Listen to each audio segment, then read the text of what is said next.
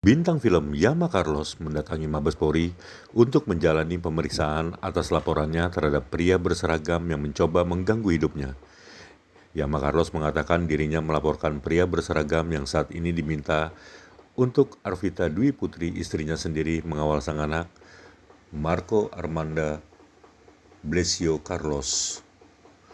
Hal itu diungkapkan Yama Carlos di Mabes Polri, Jalan Tronojoyo, Kebayoran Baru, Jakarta Selatan, pada Jumat 25 Agustus 2023. Jadi ini kedatangan kami ke Propam Mabes Polri. Sebelumnya kami ingin mengucapkan puji syukur dan terima kasih sedalam-dalamnya kepada Polri yang telah menindaklanjuti laporan saya atau laporan kami untuk dugaan adanya oknum berseragam yang ingin ikut campur, yang dugaannya mau ikut campur di dalam permasalahan rumah tangga yang sedang saya jalani selama ini, kira-kira setengah tahun belakangan ini. Dan oknum berseragam ini banyak sekali pertanyaan-pertanyaan yang akan saya sampaikan, yang akan kami sampaikan. Salah satunya surat izin resmi dinasnya. Nah, itu dia. Terus si oknum berseragam ini apakah dari satuannya itu bisa mengawal seseorang atau tidak? Nah, ini si masyarakat sipil ini yang bernama Arvita Dwi Putri, dia siapa? Dia? Apakah nyawanya sedang terancam? Apakah dia sedang menjadi saksi atau korban atau saksi korban? Dengan tegas saya jawab tidak. Justru dia menggugat saya, bahkan dia dugaannya melakukan tindakan perselingkuhan atau perzinahan. Itu Bang, ini Abang membuat laporan ke Propam itu terkait dugaan pelanggaran apa Bang? Kalau boleh tahu Bang. Saya tambahin Iya, boleh. Agenda hari ini ada memenuhi panggilan ke Biro Paminal ya, Biro Iya. Paminal yang kemarin tempo hari klien kami itu melaporkan ke Propam tentang oknum berseragam ini yang ikut campur dalam rumah tangga klien kami, serta menghalang-halangi klien kami ini untuk bertemu anaknya. Sekaligus ada pengancaman terhadap klien kami melalui saksi dari klien kami ini. Itu yang tadi yang kita terangkan di Paminal itu bahwa berdasarkan bukti dan saksi bahwa oknum berseragam ini dari Polres Satwa Kinai, ya. Dan kedua, berdasarkan bukti dan saksi menerangkan bahwa oknum berseragam ini hampir setiap hari bersama istri dan anak klien kami, gitu. Dan yang ketiga, oknum berseragam ini diduga mengawal istri dan anak klien kami, gitu loh. Dan yang keempat juga bahwa klien kami menanyakan jika memang itu dilakukan pengawalan, minta surat perintah kerjanya ke dinas luar. Dan yang kelima, apakah dari Satuan Pol Kanai ini, Satwa Kanai ini bisa mengawal atau tidak? Itu. Dan yang keenam juga bahwa klien kami menanyakan jika memang ada surat perintah kerja, kenapa tidak meminta izin dulu kepada orang tua dan suami yang dikawal ini? Tuh. Yang ketujuh itu yang tadi diterangkan sama klien kami bahwa memang kalau memang benar adanya surat perintah kerja, kita mengacu ke Perkap nomor 4 tahun 2017 tentang penugasan luar Polri, di luar struktur Polri, bahwa warga sipil itu tidak bisa dikawal atau bisa dikawal akan tetapi warga sipil itu akan diancam dibunuh. Pertanyaannya, anak kandung mana yang mau dibunuh sama ayah kandungnya? Loh, sampai sekarang detik ini klien kami itu memperjuangkan hak asuh, ingin bertemu dengan anaknya gitu loh. Dan seterusnya diduga juga oknum berseragam ini ada hubungan khusus dengan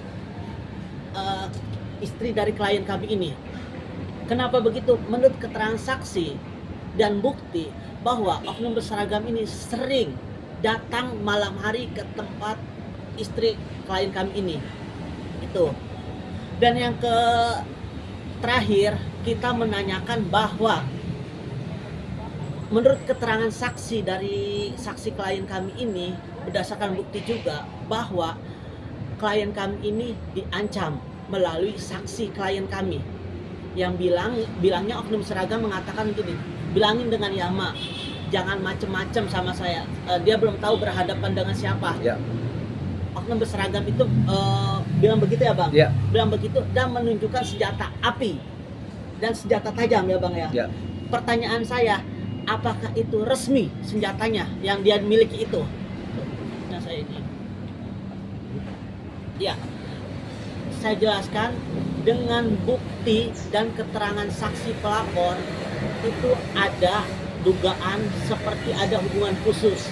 Mana ada seorang pengawal yang tengah malam itu datang ke tempatnya istri klien kami. Itu semua ada buktinya semua. Disuruh beli pampers apa segala. Gitu. Artinya memang Bang Yama sendiri tidak kenal kan dengan oknum ini atau kenal atau seperti apa Bang? Nggak kenal sama sekali. Tidak pernah ketemu juga ya bang? Nggak kenal dan tidak pernah ketemu. Berarti ancaman itu melalui perantara gitu bang? Melalui Ya, temannya? melalui temannya. Temannya itu siap menjadi saksi dan agenda berikutnya kan akan diperiksa saksi tersebut.